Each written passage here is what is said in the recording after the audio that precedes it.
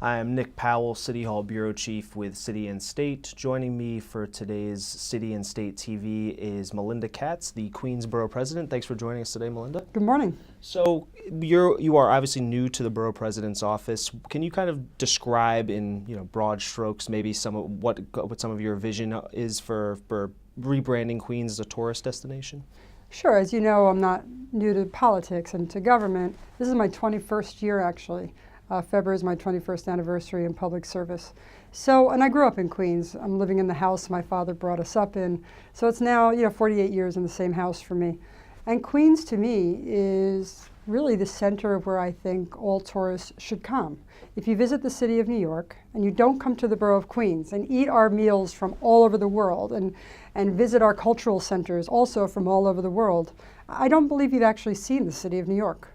So on the subject of tourist destinations, the New York State Pavilion is kind of a relic of New York City's history that I guess the previous borough president maybe wanted to phase out in some respects, but you've called for kind of restoring it as a real tourist attraction. Can you explain your thinking behind that? When I was growing up and in the last 21 years in elected office, it always comes up, right? What are we going to do with the New York State Pavilion? And people for generations have said, well, you know what, we're actually going to tear it down. No, we're going to restore it. It goes back and forth. So I finally, when I became the borough president, made it clear that it would be my wish for this to be restored. That when you are on a plane, the first thing you see is really the Unisphere and the World's Fair area. It's the home of 2 World's Fair, and it should be restored. And it's not only restored just for the historical value, and think about the historical value of that site. It also should be restored for tourism. Folks should know that when they come to New York City, they need to see where the 2 World's Fairs happened in the city of New York.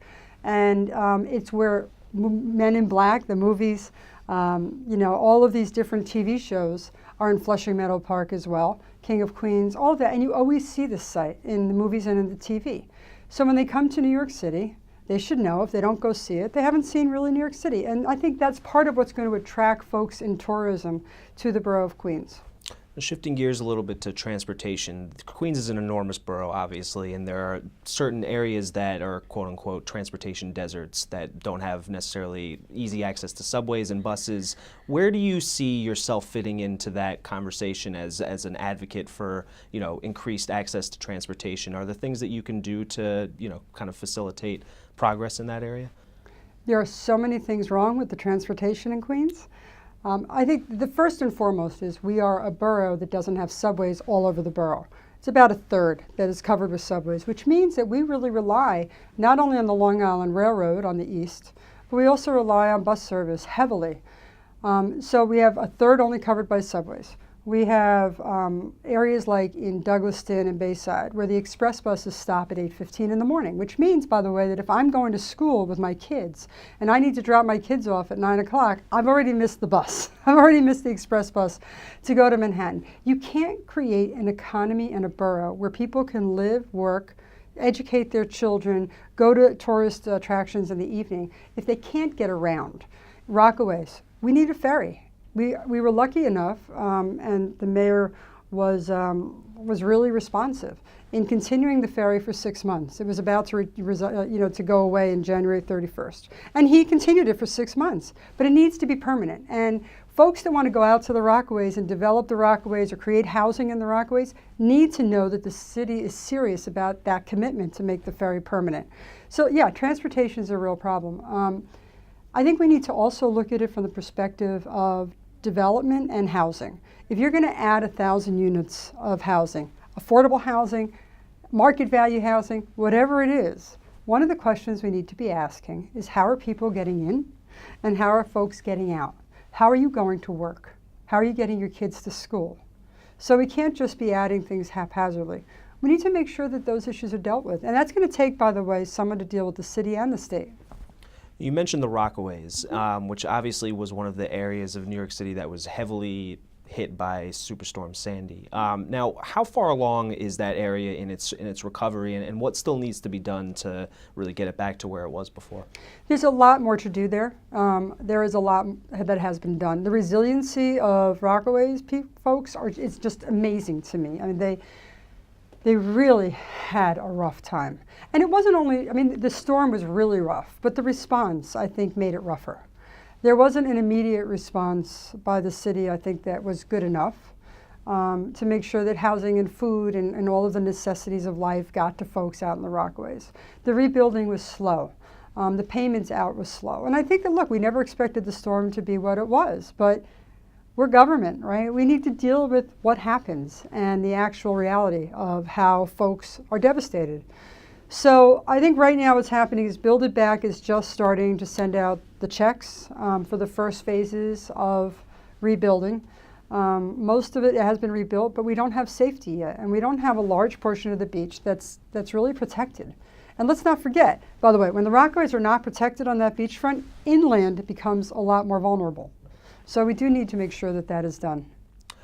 Bill de Blasio has planned to put forth a plan to build or preserve 200,000 units of affordable housing. I would imagine that Queens would factor into that plan. Are there areas in the borough that are ripe for development, housing development right now in your view? Yeah, sure. Remember, I was chair of the City Council's Land Use Committee for 8 years, so we worked together on a lot of affordable housing issues. So we have the Rockaways, which is great for development and housing. We have Jamaica, Queens, which we rezoned, by the way, under, I'd say about 5 years ago, 6 years ago when I was chair, and I worked with now my deputy borough president, Leroy Comrie, whose district that is, to rezone it to create affordable housing and to make sure that there was a system that gave somewhat preference to the folks that live there, because we want folks to stay in Queens and in the communities. And then, we just need to make sure as we develop around the borough that we create housing that folks can actually afford to live in, right? We talk about affordable housing. It's like this phrase that people throw out. We need to have affordable housing. What does that actually mean? We need to make sure we create housing that a person can afford to live in. And that means that whatever AMI they are, whatever income they have, however many kids they have, it's going to be different to different people. And housing that folks can afford to live in, especially when there's such a homeless issue that's happening in the city of New York, is imperative for the borough of Queens. Now, I wanted to finish up. We have some rabid soccer fans here at City and State. The stadium deal that was going to happen at Flushing Meadows Park, I guess, kind of petered out. But do you have any plans to revive that proposal? I was not against the soccer stadium coming to Queens. I think that it would have been a good idea. I did not want the parkland to be given away for $1, especially when there were such, wealthy financiers now. Not only wealthy financiers, but also Yankees, right, were partners in it. So we thought it'd be nice to have them come and maybe buy some private property and build the stadium. There's a huge constituency that wants it in Queens. My 2 boys love soccer. They're not too crazy about t-ball or baseball, which breaks my heart, but they're still young enough. But they love soccer, and it's become an everyday sport for so many folks in the borough of Queens, and there's such passion for it that I hope that we can do it in Queens. Melinda Katz, Queens Borough President, thank you for joining us today. It's my pleasure.